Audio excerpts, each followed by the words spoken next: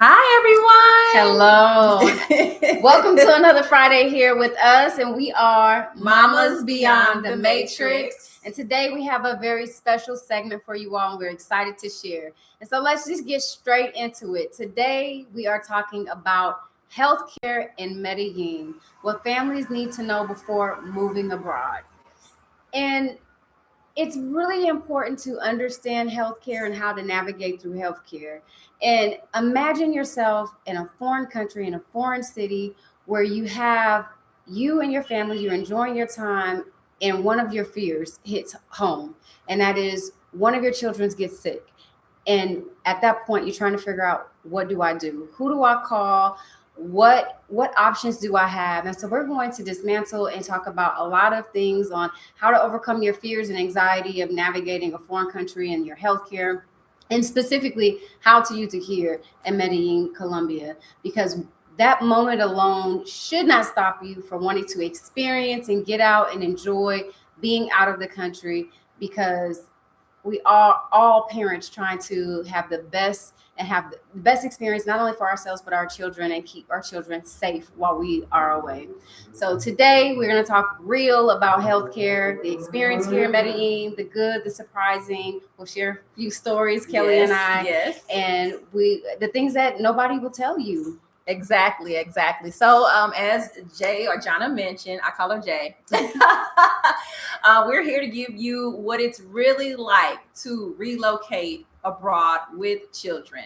So, if you are a parent in the United States or in Canada and you're feeling burned out, like I know I felt doing all of the things that we are responsible for doing in the States, feeling overwhelmed, feeling financially strained or stressed, just not being in the place where you really want to be, you may want to listen to what we have to say, because there is a alternative here. Okay, so today we're going to be diving into the biggest topic and the biggest fear, as Jana talked about, that is healthcare. And we're going to talk about hospitals, what that's like, insurance, doctor's visits, emergency care, what it feels like emotionally when you're going through some of these things, and how you can make it through and come out on the other side and have a successful and satisfying experience here in Medellín, Colombia, with the healthcare system. Yeah, and I'm going to actually share a personal story that I've had personally with one of my children, and the how navigating the healthcare system worked for me and my family. So stay tuned, because that'll be some interesting information that we'll share with you all today. So moving along, we're going to talk about like the emotional perspective behind healthcare and behind emergencies that you may have abroad, language barriers, some of the medical protocols, some of the medical poor standards of being in a third world country, not knowing where to go. How do I find where to go? How do I trust the healthcare professional specialists? And children receiving the proper care versus improper care. Yeah. And so with that, we're going to talk about the relocation fears, the emotional pressure that parents carry when they are trying to care for their children. We're going to talk about the what ifs. What if this happened? What if that happened? And sometimes we are our biggest creator of all of these fears, that a lot of times they're just really in our head and they take up too much rental space. And a lot of these things do not happen, but you still want to prepare for the worst, but still understand that planning for your medical care is going to be really important for when you're out of the country. Especially if you already have some health conditions or your children have health conditions. Yes. You want to kind of look into and do some research before you arrive in any country, not just here in Colombia, but anywhere you go. Try to figure out the doctors, if they have doctors available that can treat whatever it is that you need them to treat in an emergency situation, right? Yes. So let's start with emergencies abroad. Have you ever experienced that? I haven't had an emergency. Yes. I personally had an emergency abroad. I was not in Colombia at the time. I was actually in Mexico. I was pregnant. And so that brought on its own challenges and complications, and even mental space of anxiety, because I was pregnant in a foreign country. And I'm very loyal to all of my medical professionals, my OBGYN, all of my medical professionals back home in the States. And so this happened while I was traveling. And what ended up happening was I couldn't walk. Ooh. Yes, I couldn't walk. It was very difficult for me to walk, and I had some pain in my abdomen, and I needed to know what was going on. I was a little frightened because I've never had any complications that really required me to, like, not a broken bone, nothing really, really major besides sinuses and allergies that really required for me to go to the hospital. And I'm just thankful for common sense and wisdom, because in this emergency situation, we went to a public hospital, and this was during the pandemic. So let me preface, this was during the pandemic. And so why is that important? Because a lot of things in the healthcare system at the time were a little different because of quarantine and all of that. So my husband and I, we go to this public hospital, and they wanted to remove my appendix. Oh, They wanted to do emergency surgery on while me you were pregnant. while I was pregnant. Ooh. Because they said that it was going to they could possibly harm the child. And they said, we're going to do the surgery. We need to do it in a few hours, and your husband can't be in the room with you. Mm. So not only am I out of the country, not only is there a language barrier, I speak enough Spanish, but still, when it comes to medical things, I want to be able to comfortably have a conversation in English. And then my husband couldn't be there. Mm-hmm. And something in me, my spidey senses went off, and I said, I need to find another hospital where I can get a second opinion. Went to another hospital. I didn't commit to anything. Went to another hospital, got a second opinion. They found out that because the baby was growing so rapidly, my organs were trying to readjust, and I just had inflammation. I didn't need surgery at all. That's a big deal between big surgery deal. and just inflammation. A big go deal. away. A big deal. Okay. So they treated me there, and the experience, actually, the other hospital was phenomenal. Like, it was incredible, like state of the art type incredible. Mm-hmm. They treated me well. Bedside manner was really good. I actually had an OBGYN because I was pregnant who came in who was actually bilingual. And that's actually how I started my prenatal care outside of the country with her. Amazing, amazing lady. The only caveat, the only thing was they overcharged us because we were foreigners. Of course. And because I asked several different questions, because we had been spending some time in Mexico, but because I had asked several different questions, I found out the reason why our charge, because with the local economy, they're not charging that much. Okay, I'll give you an example. We had just received our ultrasounds a week before in Mexico, before this happened. Mm-hmm. And the ultrasounds themselves out of pocket were about $35. Okay. At this hospital, they were doing a lot of tests, and the ultrasounds themselves at this hospital were probably like $300. Yeah. And so that's like American prices, what they were charging. And mind you, this doctor visit alone cost more than my birth, the birth that I had in Mexico. So we knew that there was some kind of buffoonery going on in the medical system. Although it was a great facility, they did overcharge us, and it was unfortunate that we got overcharged, and they admitted to it. It's because you're a foreigner. They admit it. I don't think they were supposed to admit it, but I'm good at asking questions. And that was my emergency experience. I'm glad I had that intuition. I'm glad I asked for a second opinion. I'm glad we went to the second hospital to get treated. The only thing that was unfortunate is we did get overcharged for it. Yeah. Okay. Yeah. So that happens. We talked about it. It's just something that you kind of just have to deal with. It's going to come at some point or another, whether it's with healthcare, housing, food. It's going to show up in a variety of ways. So that's just something you have to be prepared for. Push back if you can, Yes. because you should. But if you can't, because you don't speak enough of the language, yada, yada, yada, it is what it is. Sometimes it's just better to get through a situation versus sit and like have to deal with trying to get someone to understand you understand them. It's like, whatever. I was in so much pain. I couldn't walk. I was limped over. They had to roll me in with a wheelchair. So at that point, I'm not trying to. You're not like, I just want to get out of here, go home and like recover. Yes, and recover. But luckily, it took me just a few days, and I was back on my feet. They gave me some medication that I took, and the inflammation went down, and I was fine. No surgery, no appendix removed. Perfectly fine. And I haven't had an issue since, and had another baby after that. Right. No problem. No problem. Now, you mentioned language barrier, right? Yes. So whenever you're abroad, of course, if they speak another language, that's something you have to adjust to. Now, there are a lot of doctors here, specifically in Medellin, Mhm. that are bilingual. Mhm. Some are not. Mhm. So, when you are looking for your healthcare professionals, if that's important to you, that is something you need to actually look for, a bilingual doctor who speaks English and Spanish, so that you can completely understand what's happening. Have you had any issues with language barriers in regards to healthcare besides that incident you were referring to? I think because I speak enough Spanish, I haven't had too many issues, but I do prefer an English speaking doctor, English speaking professional. And so it's just navigating and knowing the channels to go to find those doctors. They do exist, and sometimes they're few and far in between. And when you first get here, if you don't have community, it may be a little hard to find. But one of the beautiful things that I found, and I think you have access to it too, and you're familiar with it, there is a group here. There's several different groups here, but one of the parent groups that I happen to be in had a directory of doctors, and in there it described whether the doctor was bilingual, what their specialty was, if they were a PD doctor, if they were a family doctor.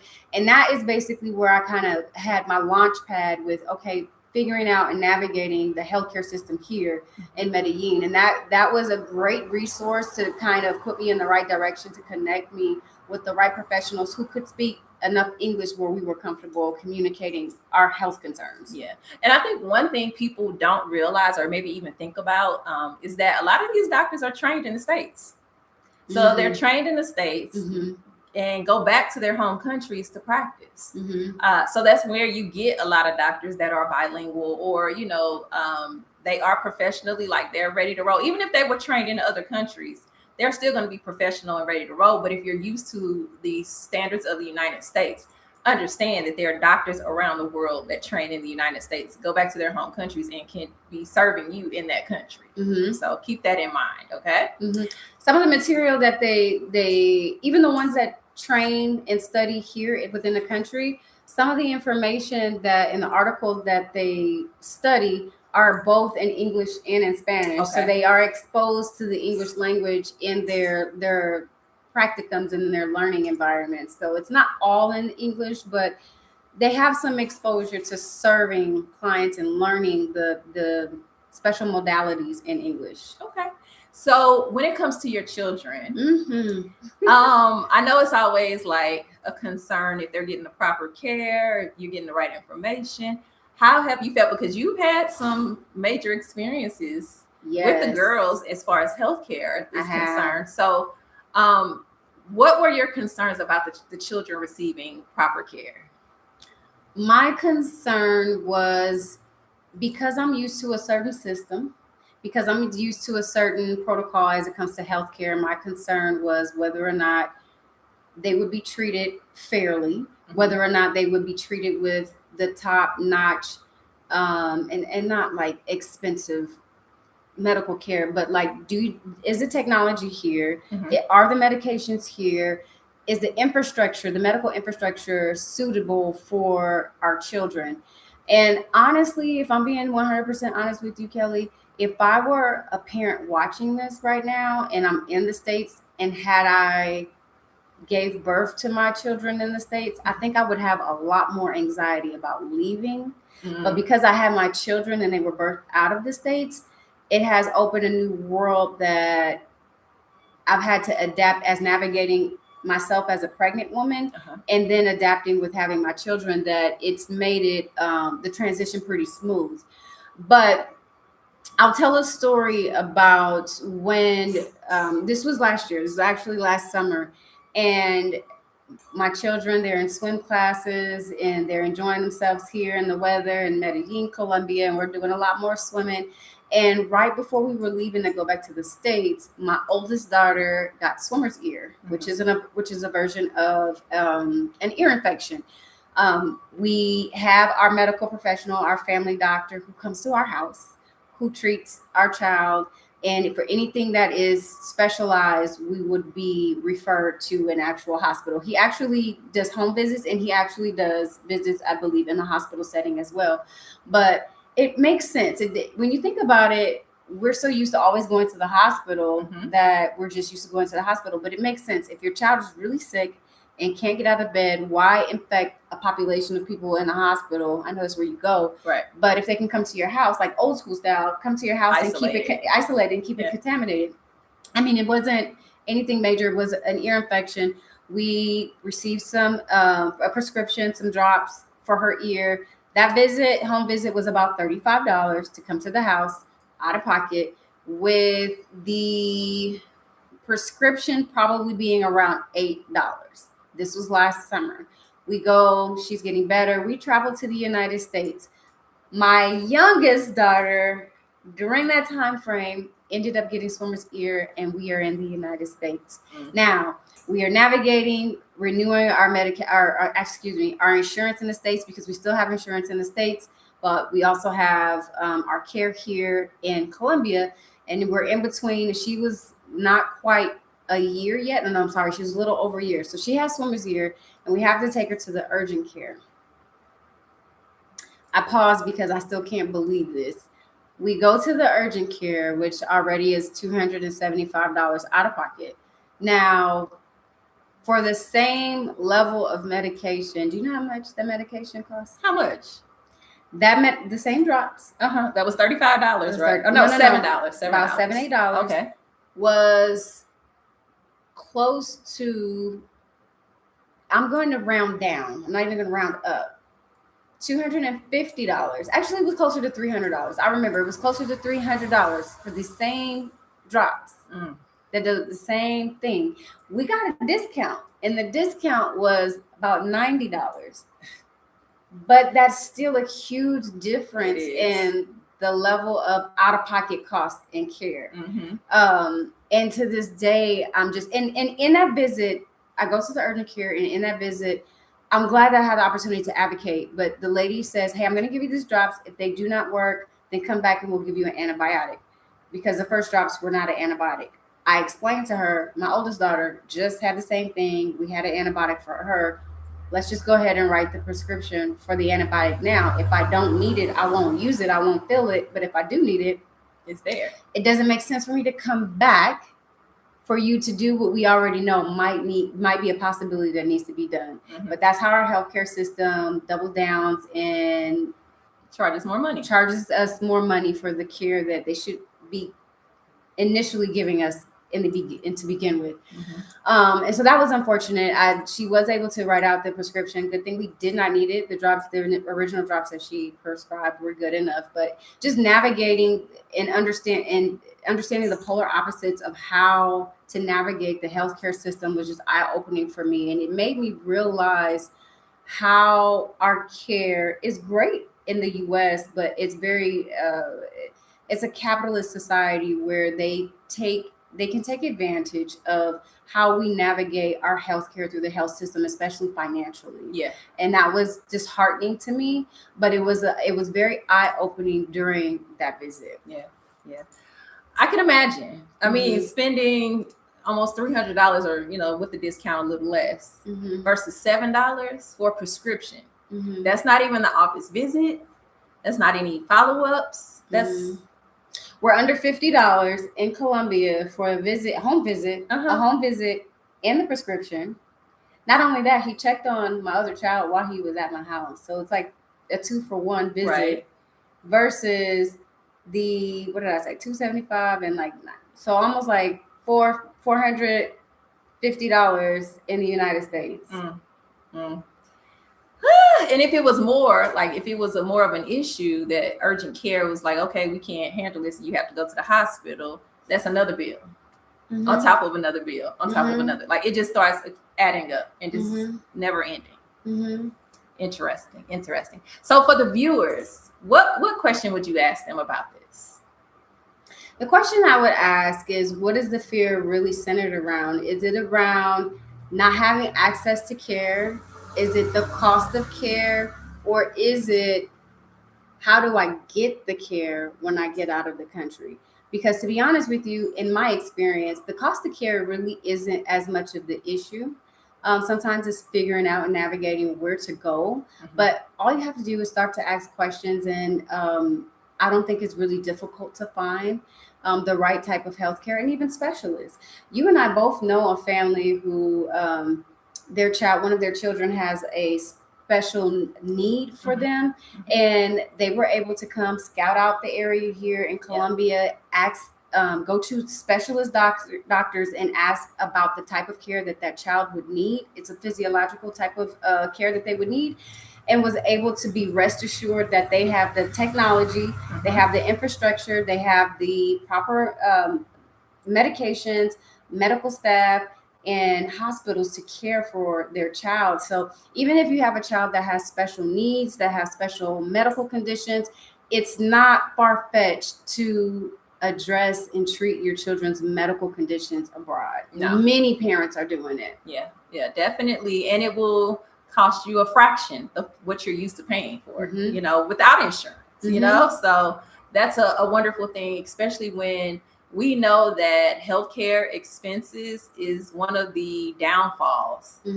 for families who have to file for bankruptcy. It could be their medical bills, it could be their child's medical bills, whatever it is. People struggle after they've had these issues with healthcare, as far as having to go through something and having this big bill, and then having to now not only recover from whatever it is you were dealing with health-wise, but now you got to recover financially and figure out how to pay that bill, which is something that we should not have to worry about as much. And I'm not saying healthcare should be free, but it should not be a burden, is what I'm saying. Yeah. And that's figuring how to pay for the health bill after you already had insurance. Right. Right. On top of that. So I know, like, a lot of the common myths that people may have about either Colombia or being abroad in the healthcare system. What are some of the common myths that you have heard about?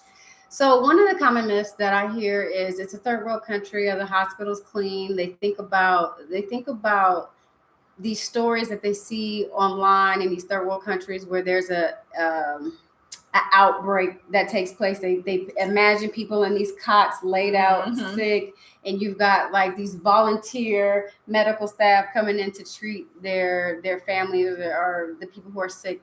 And it's not like that at all. The hospitals here are very nice, very clean. The ones that I've had the opportunity to go to, top of the line. And the system, the infrastructure, the signing in and the signing out, the payment process is superb. The care, it took me a little minute to get used to it, but I personally like the home visits. I love I can be in my own home. I don't have to go anywhere and have the care come to me. And one of the things that I think I love most about the healthcare that I've been able to experience outside of the country, not just here in Colombia, let me make that very clear. It's not just here in Colombia, is that I absolutely do not feel like a number. I feel like a patient. I feel like someone who's trying to build a relationship with me. I actually just text my doctor earlier today. And I said text because we have the way medical professionals communicate with families and with you as a patient a lot of times is through WhatsApp. Yeah. And I asked a question today about, we're about to prepare for another travel trip. And I was asking a question about one of my daughters. Hey, I want to prepare for this, and sent me all of these things, how to prepare for this. I'm not being charged for this. This is maybe it's a teledoc visit similar to one, but it's really a consultation, and I'm not being charged for this. But although I can schedule an appointment, I'm not being charged for it. And if I've even had my doctor who follow up and said, okay, that medication didn't work, prescribed me another prescription, sent it to me, took it to the drogeria, the pharmacy, and I didn't get charged for that because I guess it's included already in the initial visit when they come to the house.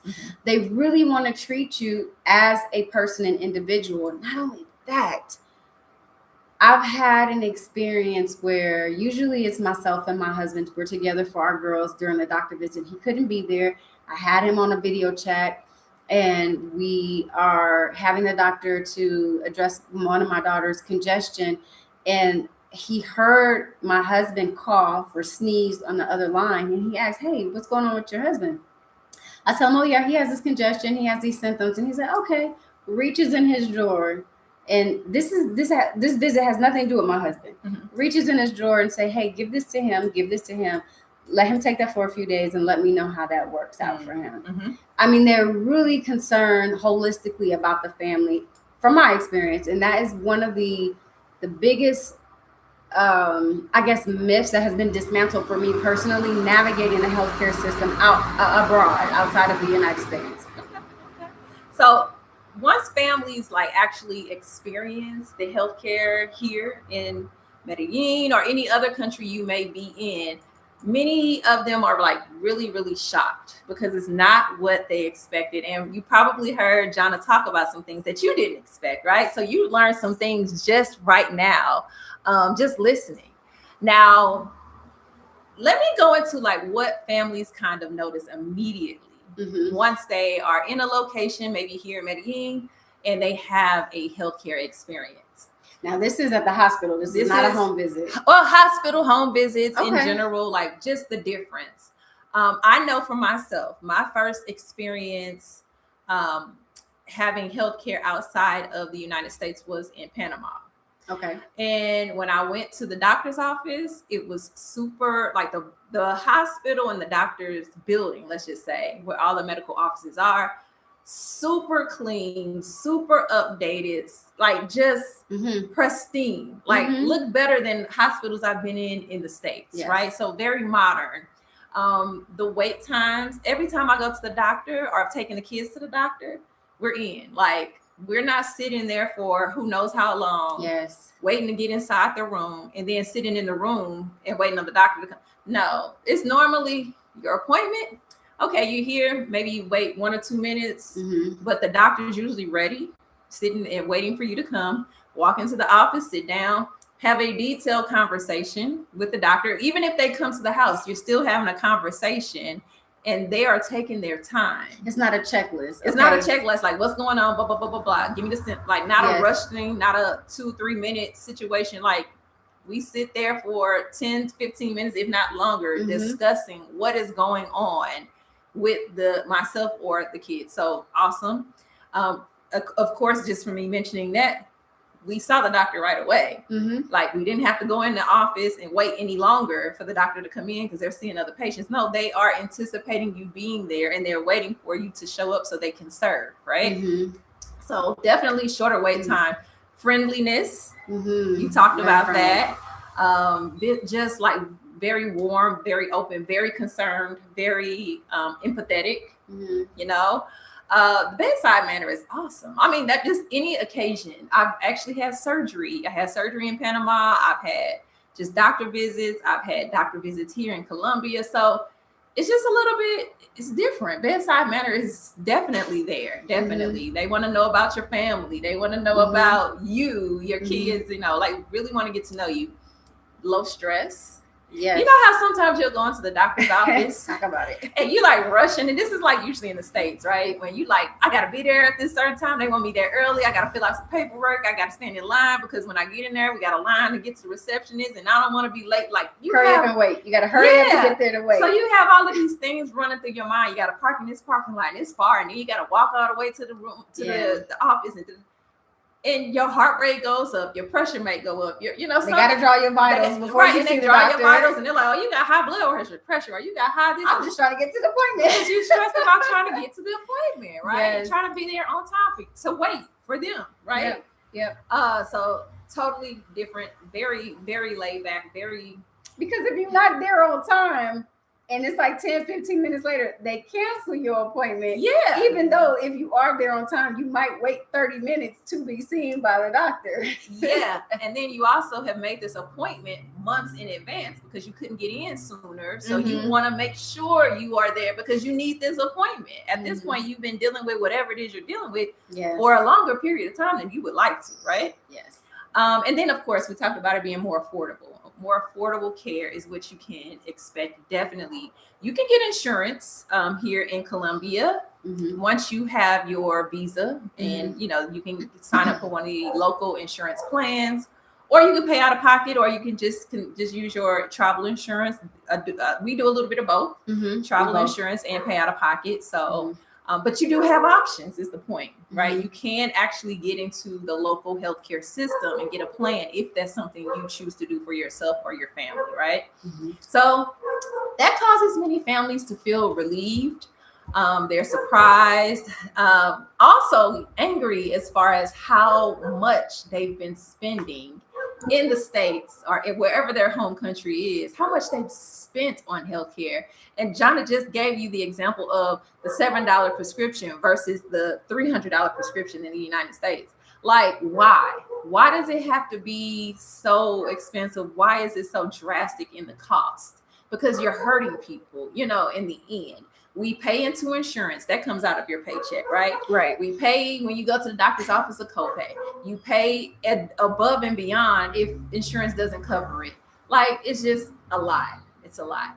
Go ahead. It's cost on top of cost, because you would think having insurance in the United States, and for many people it does. It's not until I left the United States and realized, oh, this is actually less stressful, because you're paying for the coverage that you would think would be less stressful, only to find yourself still paying for the copay, still paying, like you're saying, still paying for the aftercare bills and whatever, what have you, where a lot of that stuff is kind of encompassed and grouped together in one visit. I mean, it's a fraction of the cost for the type of care. And I know everybody has different experiences and everybody has different medical needs. And one of the things we're not even talking about today is the holistic care that's accessible. There's a lot of holistic care and holistic wellness options that are here.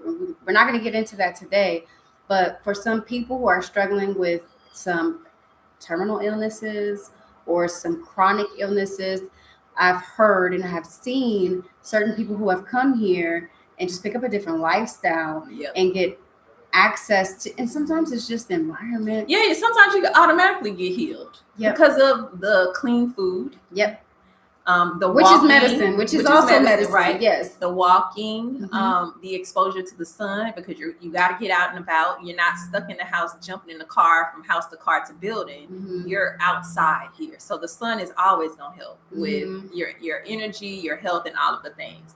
So sometimes you automatically start feeling better because you have the right things in your life that you should be having. That just automatically kind of helps you out. I recently went home to visit, as Jonna knows, to the States, and everybody's like, you lost weight. Now, I'm not a big person anyway.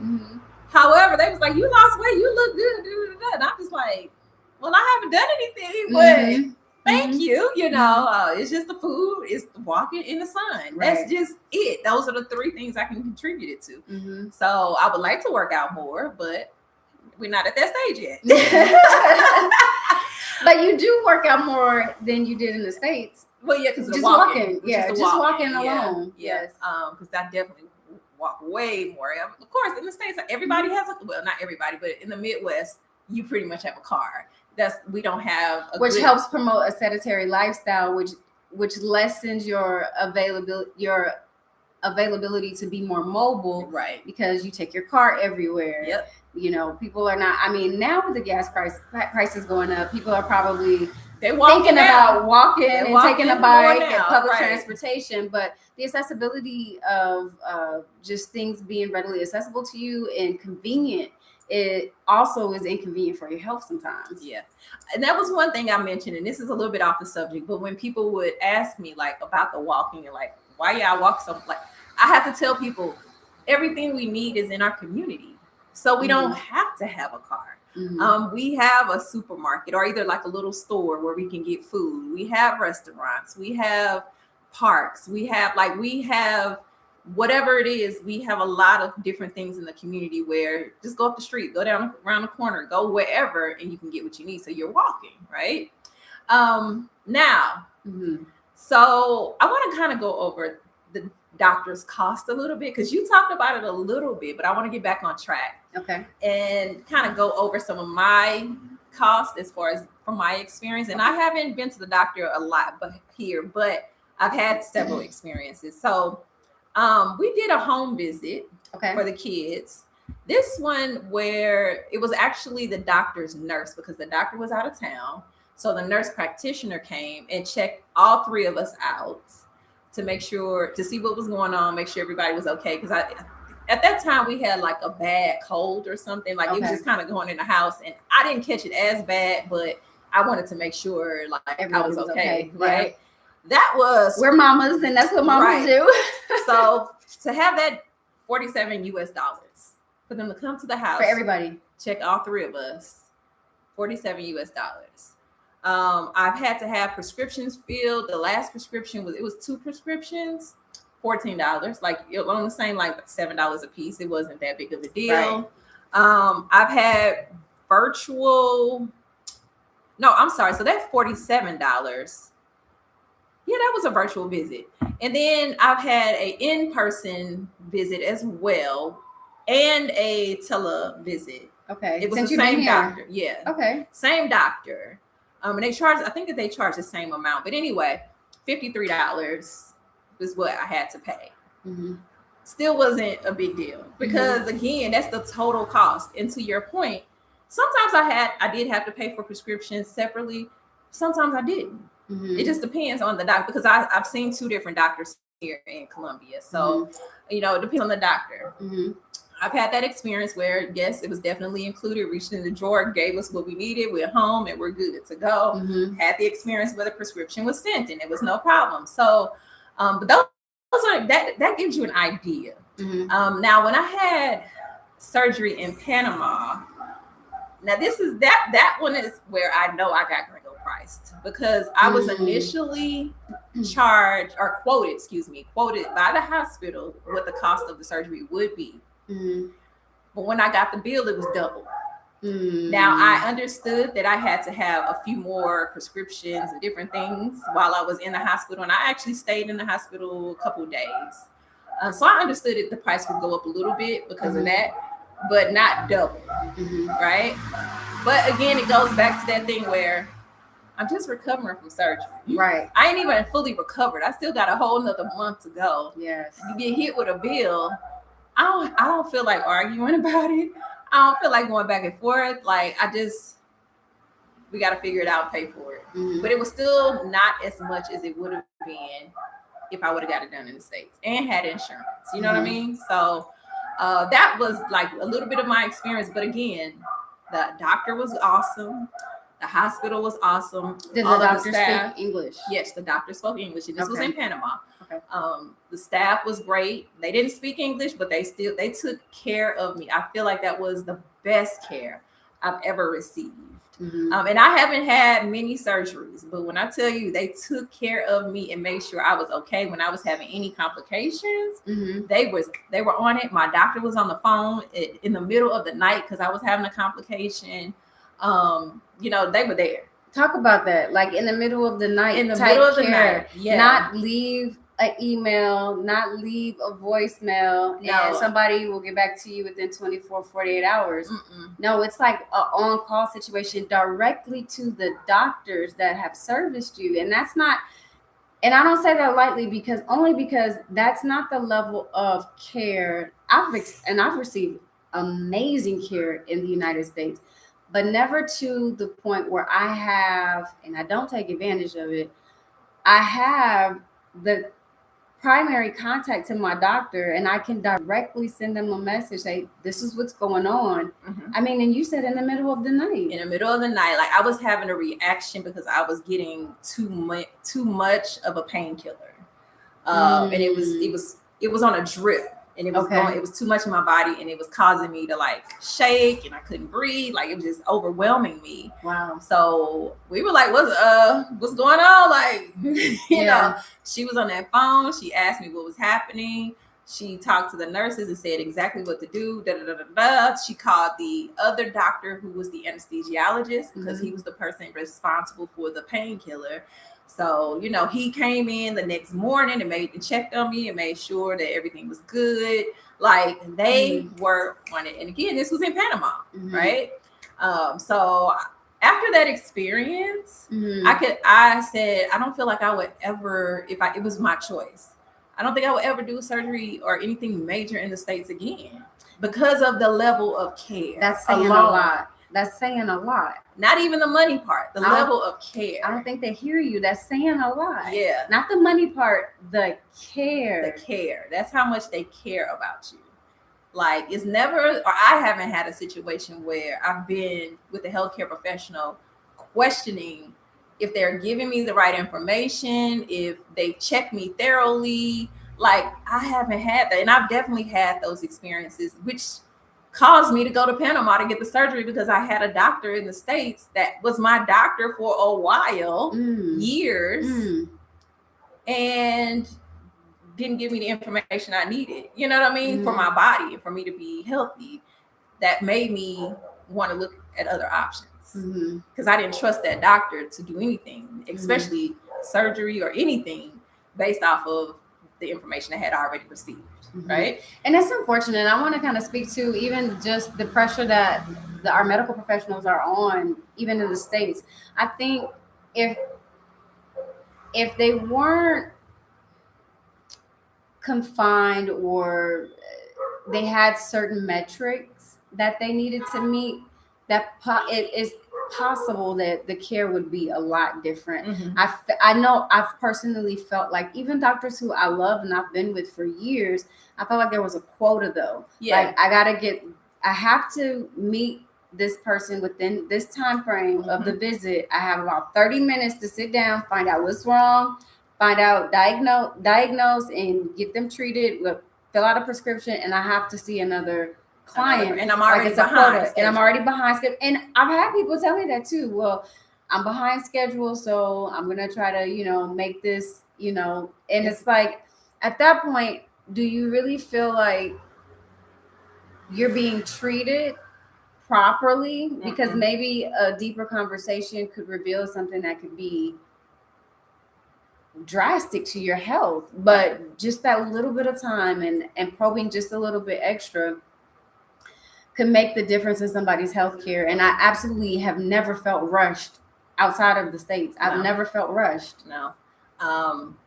And we hear about like getting second opinions and this and that, especially in the States is what I'm referring to, whenever we hear something major about our health, right? And I mean, I'm listening to people that I love tell me, yeah, this doctor told me this, but then I went and got another opinion and they told me this, and I did my own research and found out this, and then I had to go to another doctor that specializes in whatever I learned in my research to talk to them to know that that's actually the solution. Why I'm not a doctor. I'm about to say, at that point, you part of the practice yourself. Right, like, I spent all these years, and don't get me wrong, I'm not taking anything from doctors, because I know that they're under pressure. They have insurance pressure, they have hospital pressure, whatever it is, billing. They are under pressure, which is why they have to operate the way they operate.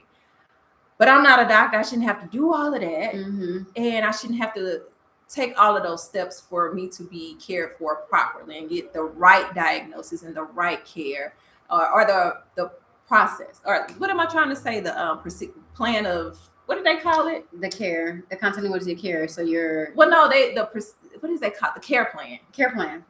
Yeah. So that's just my experience. But I do want to know from you guys out there that are watching, like, would a lower healthcare cost benefit your family? Like, how could that affect your family's future if you had lower healthcare costs?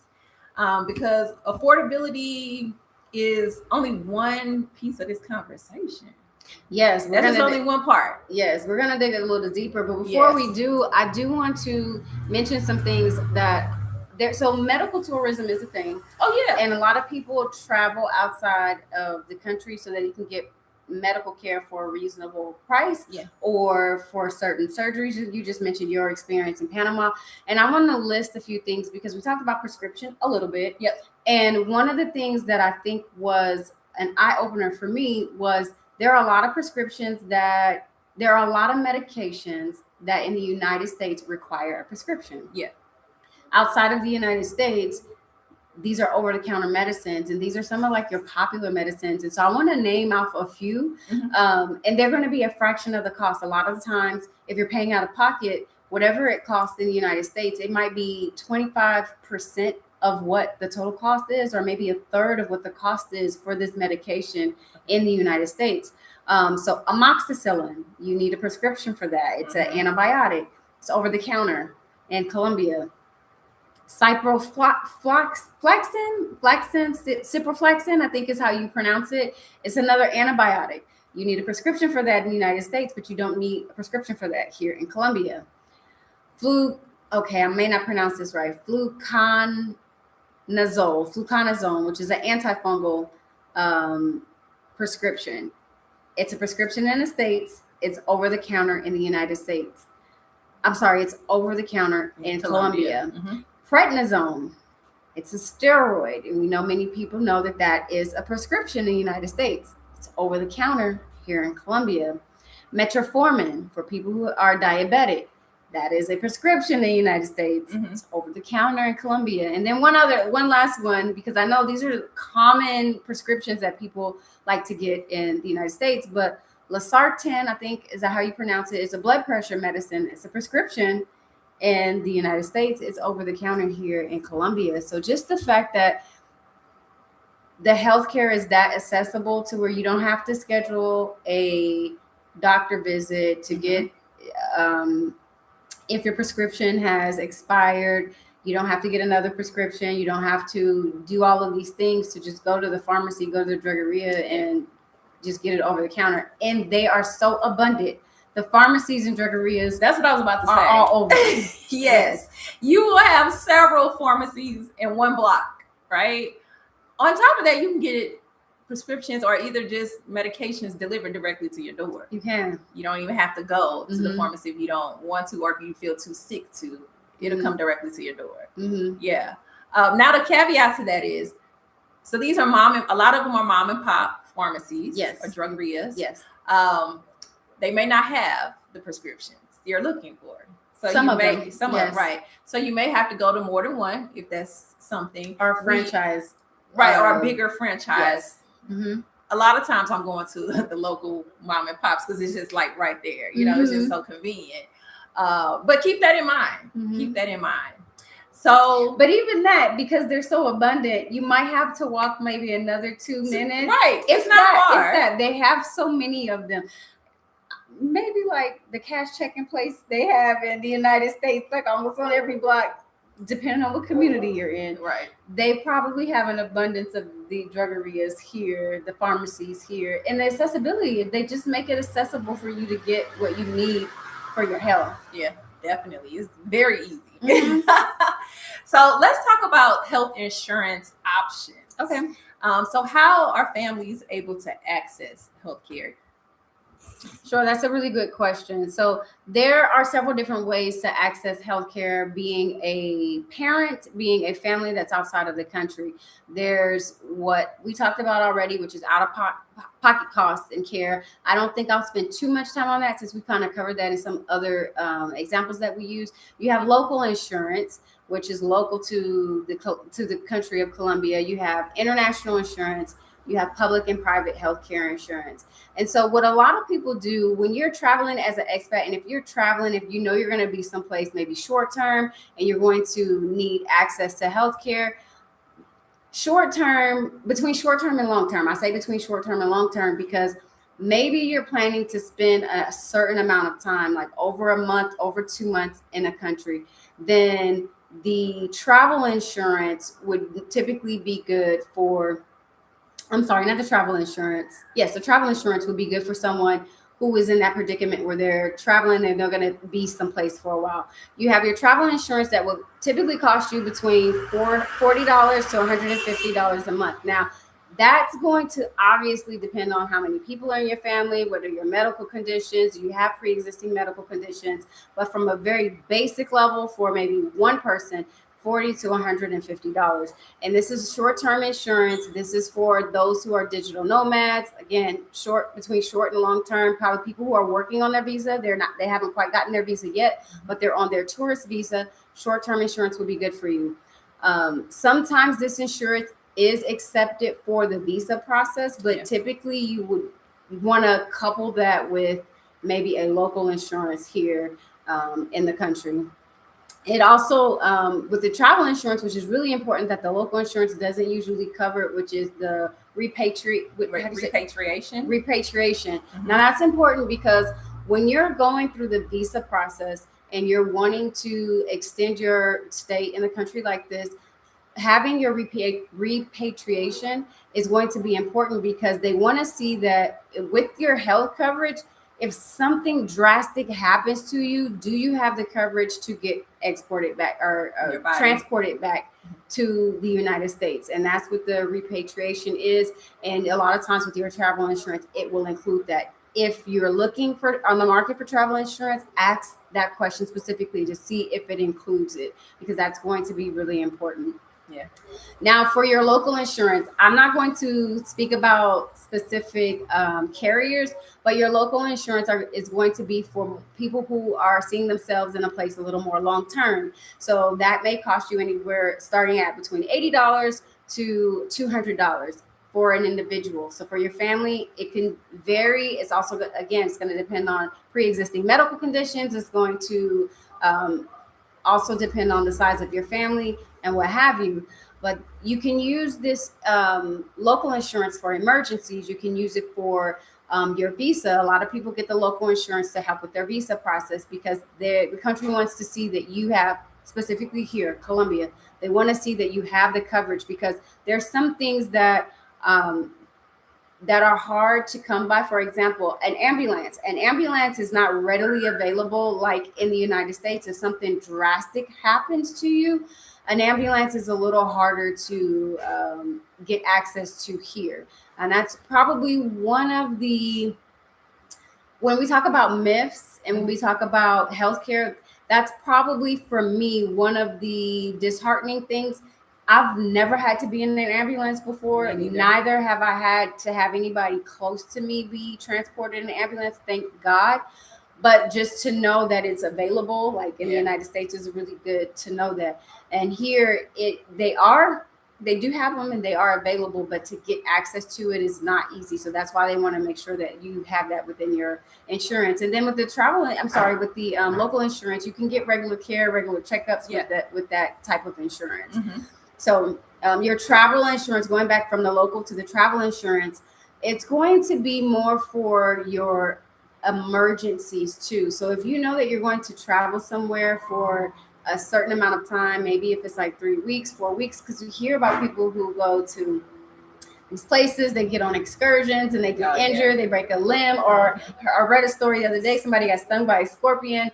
And even just for a short stay, a week or two, travel insurance is going to be really good for those emergencies. So you want to make sure that you have some form of insurance when you are traveling out of the country. Yeah, and then speaking of travel insurance, we both have travel insurance. And for me specifically, for the three of us, I pay $148 a month for travel insurance. And my travel insurance covers emergency medical needs. It covers repatriation, even if we had issues during travel, like our luggage was lost or our flight was canceled and we had to get a hotel, like different things dealing with just the logistics of travel is also covered. So I feel like it's very, very much so worth it. Yes. I have not used my travel insurance. I just pay out of pocket as of right now, but definitely if I had an emergency or I had to pay a larger bill out of pocket, I would be contacting that travel insurance agency and like getting my reimbursement. And that is how it works. You have to pay out of pocket first, and the travel insurance company will reimburse you. So don't think that you can just give them your insurance paperwork and it's going to be covered and they'll handle all of that. No, that's not how it works. So if you never had a experience outside of the United States where you had to use your travel insurance, understand that is how it works. So be prepared to have a credit card or have a lump sum of money somewhere available. So if you have to pay for a large expense out of pocket up front, that you have that available to you. Yes. So I'm going to switch gears a little bit here. Okay. And the only reason is because I want to tap into a fear that all of our parents have. And I, last year, came against my number one fear, living outside of the country and having a medical scare. And my fear was this. My fear was that I would be in a country, something would happen to one of my children, and I would not be able to effectively communicate with the language barrier. Yeah. And it's an emergency. And although I speak Spanish, I speak good enough Spanish. When it comes to legal, when it comes to anything legal, when it comes to anything medical, I want to be able to have the option to speak to someone in English. Right. Now, my youngest daughter was having some issues, and she was having some congestion issues, and we were back and forth, back and forth, back and forth to the doctors. We found a specialist for, so we're I'm painting the picture here with a lot of things that we talked about. How did I find the specialist? I went through my English speaking doctor who would come to the house, and he said, hey, these are some people I would recommend to you. And I told him, I'm good with you recommending all these people to me, but I just want to make sure they could speak English. Now, the specialist that we needed to get for her was I can't remember the name. It's a nose, ear, throat doctor, but there's a name for it in Spanish that I don't remember. We had to go to the nose, ear, throat doctor to determine whether or not she needed surgery. And that was a fear of mine because we were going through all of these issues with her. I needed her health to get better. Right. And I was very concerned. We found a doctor, the specialist did not speak English. Did not speak English. So here I am as a mom, very concerned of my child. I just found out that she needs to have surgery. And now I'm saying to myself, how do I navigate this medical system in a foreign country, making the decision whether or not my child would get this surgery here, and there's a language barrier. Yeah. Thanks be to God. The doctor, although he was not bilingual, he understood English very well. Okay. So although he did not speak it very well, he understood. So it was such a beautiful experience because we were in his office. I'm explaining to him in as much Spanish as I can communicate, very basically, what's going on with my daughter. He understood my Spanish, and where I couldn't continue on in the conversation, he said, that's okay. Say it in English. Okay. I said it in English, and he understood. He would speak back to me in Spanish, and I understood enough, and I was comfortable there. But this is a fear that I know some of you all have out there, and that is, but I don't speak any Spanish. So how can I communicate? Well, there are apps, and one that we talk about a lot is Google Translate. Yeah. And so where we would get stuck in conversation, maybe Google Translate we would use, and it was very clear. And I had the confidence going through that I knew exactly what he was talking about. He knew exactly what I was talking about. But here's another thing. I called our family doctor, the one who speaks English, and said, hey, I'm in the specialist office. I just want to make sure I'm understanding what he's saying. He said, put me on speakerphone. He did not charge me for this.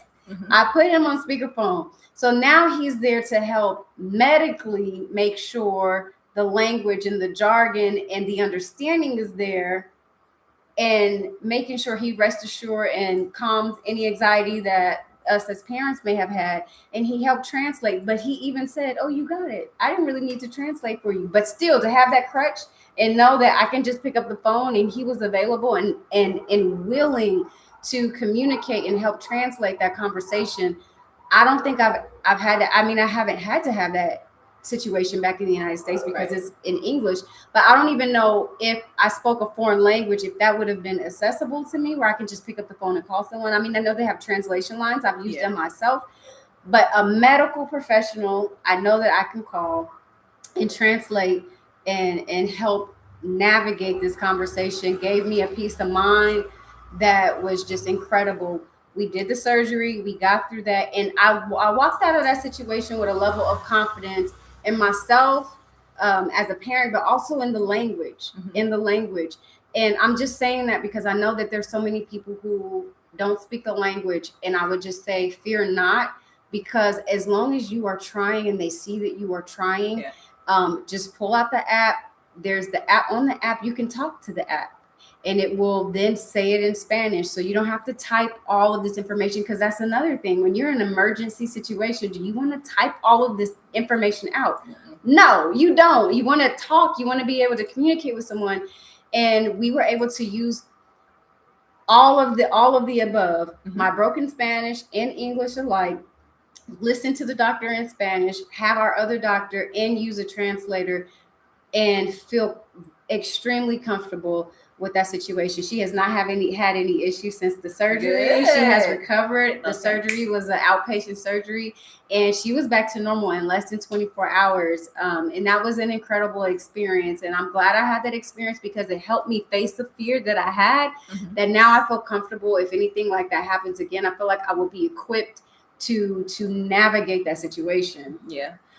I think that's important because parents want predictability, right? Mhm. You want to feel comfortable that you are okay in a situation, that security part, right? Mhm. And we also want to make it as simple as possible. Even though I know the translation part may not have sounded simple, especially if you are a non-Spanish speaker. Yes. But it is, I am a non-Spanish speaker, and it is easier because for me, I use my nanny a lot. My nanny helps Yes. me out a lot. Mhm. So she does not speak any English. However, she knows what's going on in the house because she's here so often. She Mhm. knows exactly what's happening. And if there's something I can communicate, she can. And then I also have the translator out, like, hey, Mhm. so I know what's going on, even with schooling and different Mhm. things like that. Like, if I have a meeting at their school, I'm taking her with me so that she can help communicate and tell what's going on or what's needed, or, kind of help the situation run a little bit smoother. So know you have options. Know you have options. You do have people who will support you if you just ask. People here are really, really helpful in Very. general. Very. In general, they're here to help and support. As long as you're respectful and, kind, they're going to be the same way towards you. So please understand that. Now, what do we want to ask some of our viewers about this topic? What are your fears? What are your fears about the healthcare system moving outside of the country? If there's something that we didn't address today, let us know. Do you have more questions about the travel insurance, the local insurance, the international insurance, or out-of-pocket costs?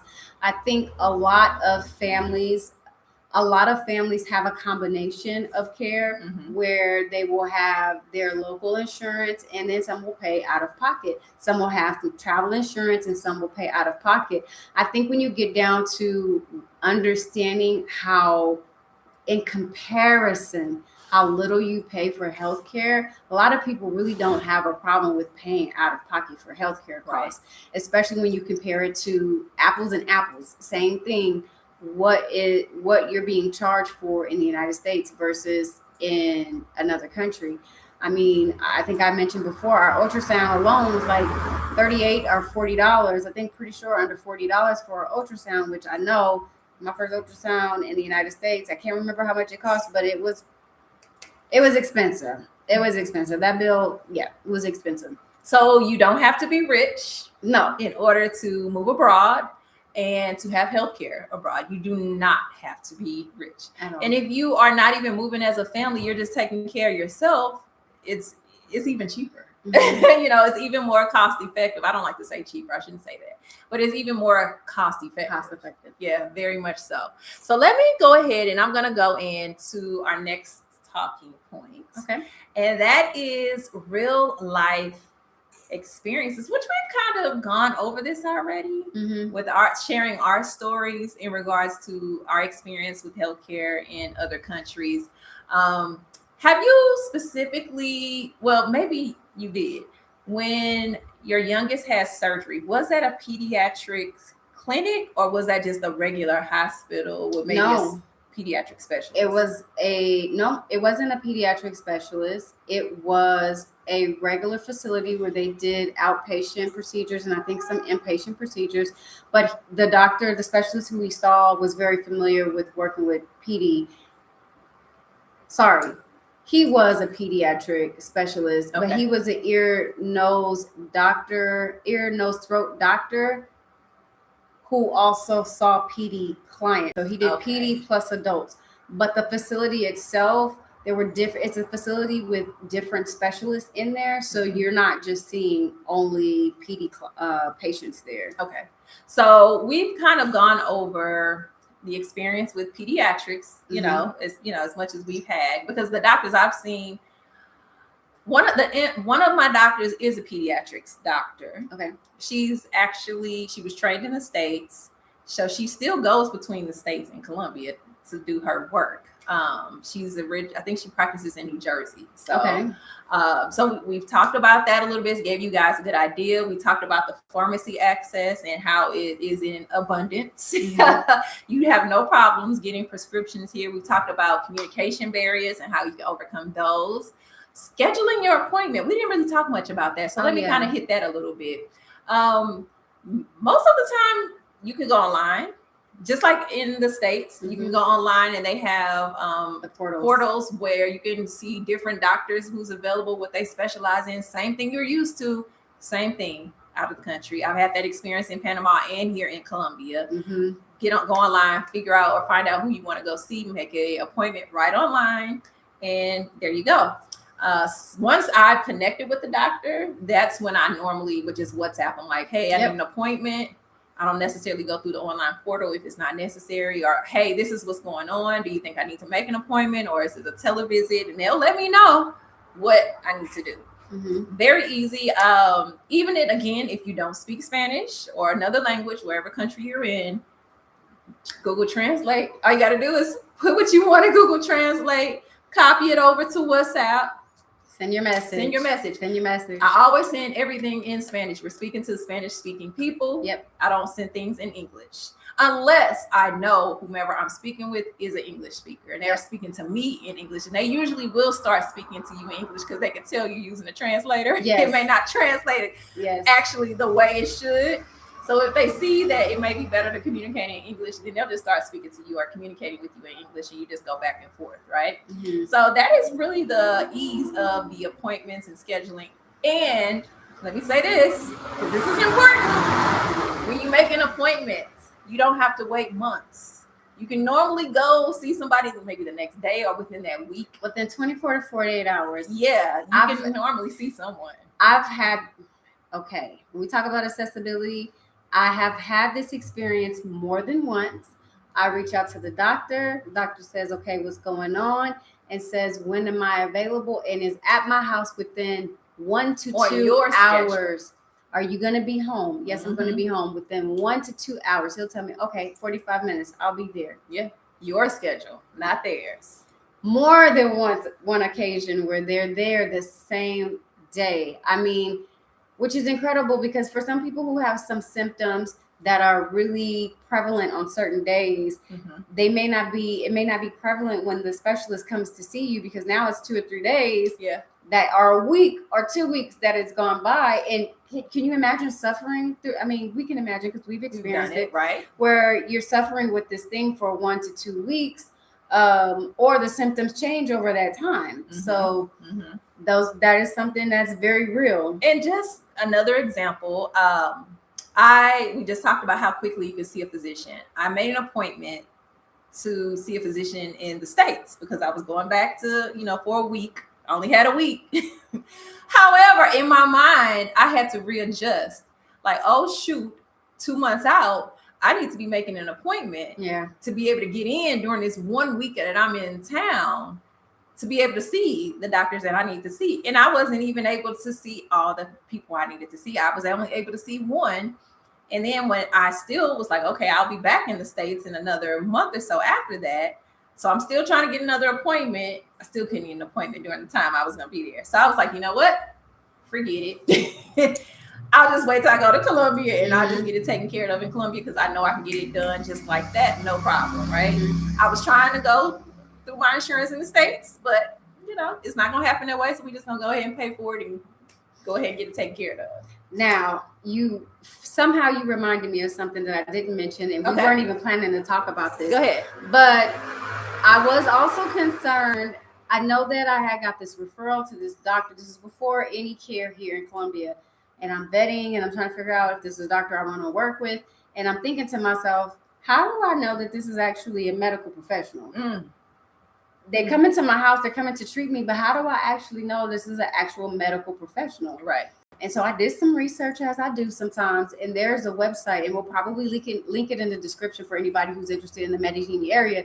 There's a website that you can go to check the licenses and legitimacy of professionals, whether I don't know if it's the same website for all professionals, like your contractors, your electricians, but I do know for a medical professional, there's a website that I went to and I see how long they've been practicing, when they got their license, and I was able to vet my doctor, my family doctor, who also is our PD doctor for our children. I was able to vet him before I took any advice that he gave us. I was able to vet him before allowing him to come visit us at our home. Yeah. So that is I didn't know about that. That's good. Yeah, that is something that for some of you who are watching might be like, but these people come to your house, how do you even know that they're, they just come put on a white coat or put on a stethoscope and you just believe them. There are ways to legitimate their licenses, and so we'll put that down in the description for you. Okay. Yep, definitely we'll do that. Now, I mean, I've had experiences like my youngest had a fever, but I guess some of this stuff is like when your child has a fever, you automatically know to go get some Tylenol, right? So some things you're going to continue to do like you normally would do if you were in your home country. Go to the store, get what you need. You can talk to the pharmacist. Tell them what's going on if you know enough of the language, or if you can have someone translate, or use your Google Translate, and they'll give you what you need over the counter. So not necessarily that you have to see a doctor, as Jonna talked about earlier. Facts. A lot of things are over the counter. You can just simply tell the pharmacist, hey, I'm having stomach pain, this, and this, or a headache, and da-da-da-da. Here you go. Take this and go about your business. No problem. Easy breezy, right? Finding medicine late at night, I've never had to do that. Most of the pharmacies I know of do close at a certain time. Have you seen any 24? I know there have to be 24-hour pharmacies. I have. They're mostly in Central, so they're mostly in the highly populated areas that near downtown. Okay. Tourist areas. They have some Farmacando, I forget how to say the name of the pharmacy. Okay. But they do have some that are 24 hours, but it's going to be mainly in the central area of Medellin. Okay. All right. Because I'm like, I know, I mean, you have access to quite a bit here. So I know there has to be a 24-hour pharmacy because, things happen at all times. And I think the normal, like typical pharmacies might close around 7 or 8. Yeah. 7 or 8 in the evening. Yeah. So for you guys out there, what medical concerns would make you nervous about moving abroad with your children? Let us know in the comments. Tell us what would hold you back as far as the medical concerns. Because the truth is that it's not that big of a deal being sick abroad, because you do have the care available.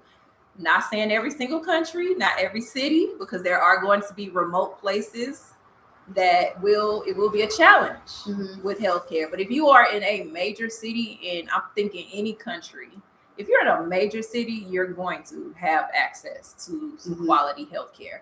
It's just those remote places where you start getting a little bit iffy, where you may have to go to the nearest city to get some type of a treatment. And some of our viewers might be concerned. We didn't talk about this, and maybe we'll talk about this on another broadcast, but mental health. Oh, yeah. Having access to mental health for their children. They say, hey, Kelly, hey, Jay, I hear what you're saying, but these are more physiological. These are more conditions in the body, but I'm really concerned about my child's mental health. And that would keep me from potentially moving abroad. I'm here to tell you there are a lot of mental health professionals here as well. Some that some that are bilingual and they speak both English and Spanish, and some that just speak Spanish. But I know I have a good acquaintance friend. He's a father to one of my daughter's classmates, and he's a psychologist. And he tells me a lot of times about some of the care that he provides. He doesn't tell me the people he treats, but the care that he provides, and that he's bilingual. He's wanting to see more of the English-speaking population that he knows that are here, that are probably looking for access to care. So it is here. Just to let you know, it is here for those who are considering moving abroad. But before you move abroad, vet the place to make sure it has the right physical, medical care that you need, as well as the mental medical care that you need for you and your children. Yeah, I think for me, I haven't seen a mental health care specialist. However, I was thinking about it for my oldest son, just because it's transition is hard for people, kids included. And I felt like he was struggling a little bit with the transition from the States here to Colombia. But my thing was, it was like, but I don't know if the medical professional will understand his point of view or his background, or where he, things he's been through. Because I can't say that those same things occur in this country or in this city. You get what I mean? Like there are some certain things that occur in the States that just don't occur in other cities or countries. There are certain cultural things that are different. So that was a question that I've always had. I mean, we're not gonna be able to answer that here, but that would be my number one concern. Is like, will they be able to relate and understand where my child is coming from to be able to give them the support that they need? Yeah. So I'm sure many of you out there probably will have that same concern, but I know that's the first thing that popped in my head when I was thinking about it. And for those who are not settled with the decision because of that reason, I don't know if they can relate culturally to service my children. There are American therapists who are living abroad, who live here, who also see children. So forget about even connecting into the local system here. Know that there are some therapists, there are some psychologists here, there are psychologists.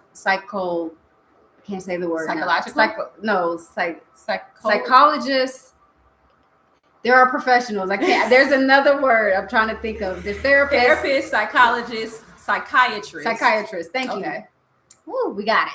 There's some psychiatrists that are here that are expats as well, that service people. And I don't know the parameters on their licensures and stuff like that, because I know that there's some parameters on where they can service and the clients that they can service, but they are here. I'm sure that if they can service you here, that's probably not going to cost you the same type of cost that we're talking about here locally. They're probably going to charge American prices, but just know that if accessibility is something that you're wanting to explore, that's also an option. Yeah. So we've kind of talked about like how to trust a new system, your fears about healthcare, moving abroad, cultural differences, kind of touched on that a little bit. Is there anything else we want to say regarding cultural differences? I don't think so, because okay, let me just say this. This is just a story. This is just a story, though. This is not even about Colombia. I was in China. This was many, many years ago. And I remember getting sick in China. Like, I don't know if I had the flu or it was just I don't know. It was some type of virus. I know. I remember. I did have to go to the hospital. I forgot all about this, but when we thought about cultural differences, this is what made me remember. Like, I did go to the hospital in China.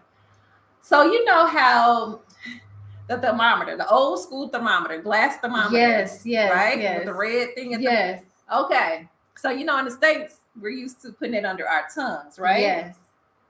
Well, so in China, they put it under your arm, which I've seen that too. But most of the time, this is old school thinking. I already know, because we don't even use those type of thermometers anymore. But old school thinking, from when I was little, we put it under our tongue. But sometimes I would see in the States where they would put it under your arm. Oh my gosh, Kelly. So the lady took the thermometer out of this glass jar with some liquid, and I'm just like, okay, what am I like? What she want me to put this in my mouth? Like, what is that? Like, and so I'm just sitting there so reluctant, and I had someone who was Chinese with me, right? So I wasn't by myself.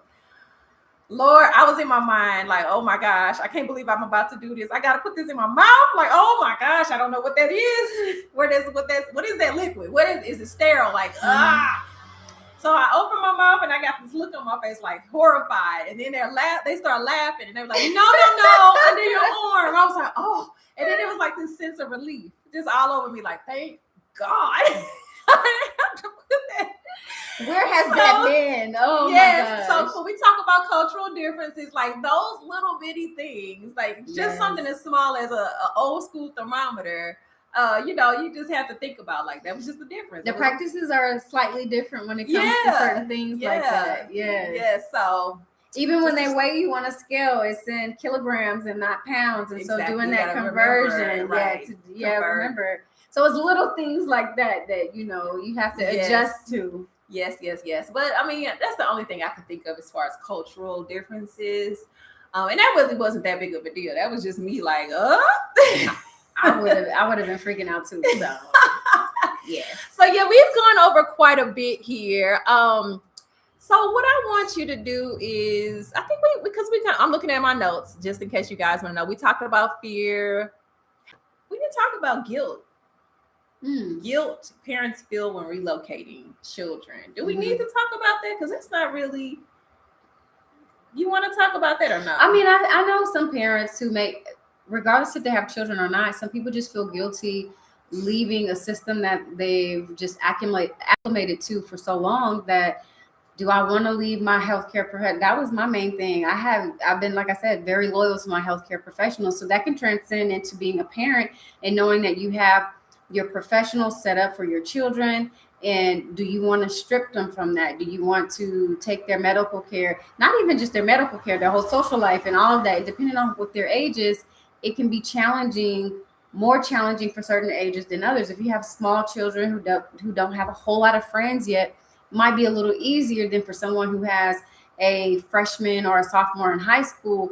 You're desperately really ready to relocate, but now your children's going to be ripped from all their friends. So there is some guilt behind maybe relocating with children. And so it's just making sure you ask the right questions and vet the places and make sure that they'll be able to integrate as best as possible when you get to these new places. And I think as far as guilt, when it comes to healthcare, that I felt is because I don't understand the language as much as I would like, feeling a little bit of guilt, like, are they getting the best care, or are they getting what they?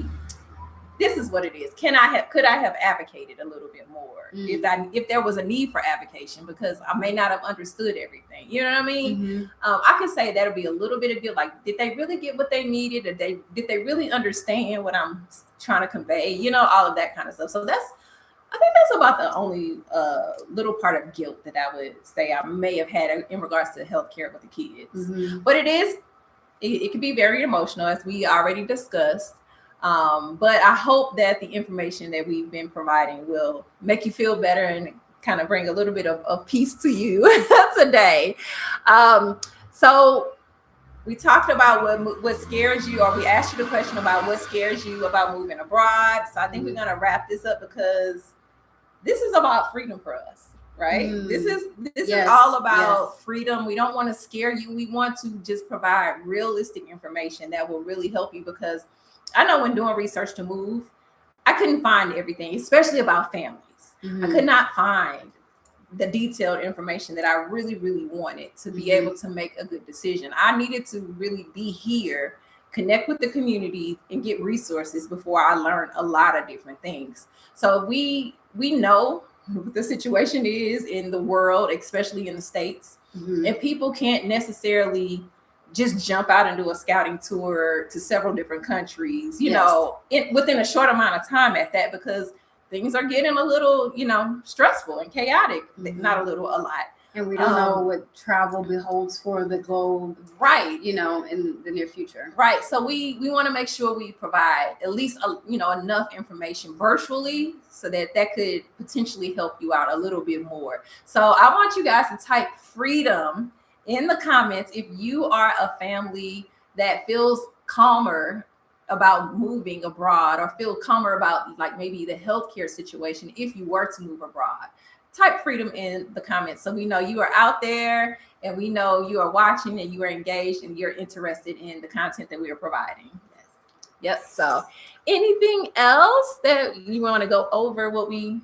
Maybe a recap, or? Okay, today we recap talking about healthcare. We talked about fears of healthcare. We talked about navigating the healthcare system. We talked about some of our personal experiences with navigating the healthcare, from surgeries to home visits to office visits to prescriptions to the language barriers, to how to navigate with the language barriers, and so many other very important nuggets with your healthcare for you and your children, and specialists that you can navigate while you're abroad. We hope that this episode was meaningful to you. We believe that it was. And yes, leave us a note in the comments and we'll respond as soon as we get a chance. But if you are a family and you're looking to move to Medellín, it is a beautiful place. We enjoy it here. Yes. And we hope to see you as our neighbors here sometime in the future.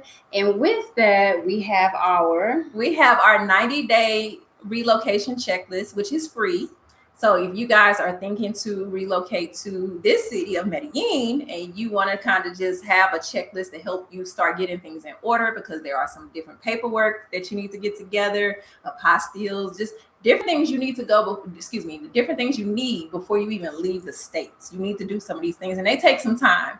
So we put together a 90-day checklist to help you for when you're still in the States to prepare, as well as when you get here, how to get yourself set up and established to make things run a little bit smoother, because it's enough to deal with yourself. Yes. And having a life transition, but to have a life transition with a family is a whole nother beast. So make sure you go to the link in the description and click on it, download the 90-day checklist to move to Medellín, and we'll be here every single Friday at some point of the day.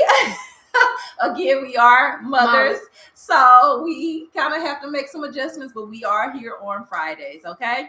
So with that being said, we are Mamas Beyond the Matrix, and we'll see you at another chat. And make sure you like and subscribe and continue to follow us for our lives for next week. Yes. Bye. You can also follow us on all of our social media platforms yeah. at Mama Beyond the Matrix, Instagram, Facebook. We're there, here on YouTube. So follow us. Yeah, definitely. We can't leave that out. All right. So we'll see you guys next Friday. Bye. Have a good one.